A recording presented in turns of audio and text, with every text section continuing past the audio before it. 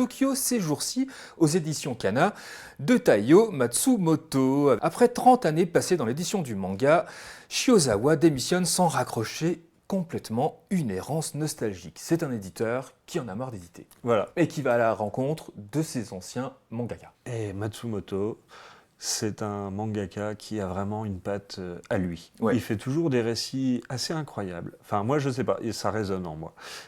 Quand il fait Amer Béton, où on suit deux gamins perdus dans une ville tentaculaire, quand il fait Sunny, où il s'inspire de son histoire personnelle pour raconter l'histoire de gamins dans un orphelinat. Il y a toujours des grosses mises en introspection de sa part dans ses mangas. C'est extrêmement psychologique, c'est jamais des scènes d'action, c'est vraiment toujours très posé. Dans Tokyo ces jours-ci, il raconte tout bêtement l'amour du manga, l'amour de la bande dessinée. Et à travers... C'est l'industrie qui est devenue le manga aussi, voilà, qui oppresse finalement les dessinateurs, les mangaka, vraiment, voilà. Les éditeurs sont là-dedans. Les éditeurs, là on suit le Tanto, celui qui gère vraiment au quotidien la parution d'un manga et qui suit un auteur généralement pendant toute sa carrière. C'est vraiment un rôle très très important au Japon. Et donc là, ce Tanto qui décide de démissionner, personne ne comprend, ses collègues... on va essayer de prendre ta suite. Du coup, ces mangaka qui géraient avant vont devoir être avec d'autres Tanto. Ça va pas forcément bien se passer. Lui va, maintenant qu'il est libéré de la pression éditoriale de ses chefs, il va pouvoir dire ce qu'il entend vraiment à ses mangaka, ses anciens mangaka, en leur disant écoute, ça fait quand même des années que j'ai plus la petite étincelle que je ressentais à la lecture de très premiers mangas. Après, il essaye de rester en dehors de ça. Et il se dit, je vais même vendre toute ma collection de mangas.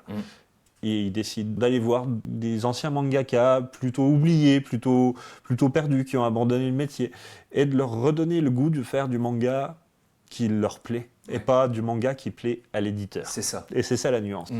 Et en fait, voilà, tout bêtement, c'est un récit introspectif sur qu'est-ce qu'on décide de faire de sa vie. Est-ce qu'on a vraiment envie, si on a une passion, de mettre cette passion pour un groupe qui, au final, n'en a pas grand-chose à faire ou est-ce qu'on va essayer de le faire de façon plus restreinte, sans beaucoup de moyens? Et voilà. Et c'est très psychologique. C'est un regard très critique et autocritique aussi sur le monde de l'édition du manga au Japon. C'est un peu acide, ça pique un peu. Ah oui, ça pique un peu. Il y a aussi de la mélancolie.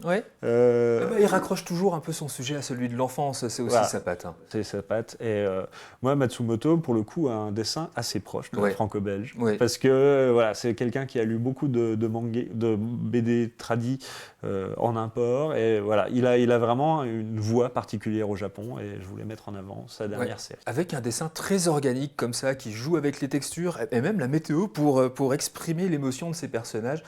C'est très malin aussi, c'est très psychologique, une réflexion de fond sur le monde de l'édition, le métier d'éditeur, mais aussi celui de mangaka, une réflexion sur la vie aussi en général et sur les remises en question que peuvent amener l'âge au fur et à mesure de notre vie. Donc ça s'appelle Tokyo ces jours-ci, ce sera en 3 tomes aux éditions Kana et c'est de Taiyo Matsumoto.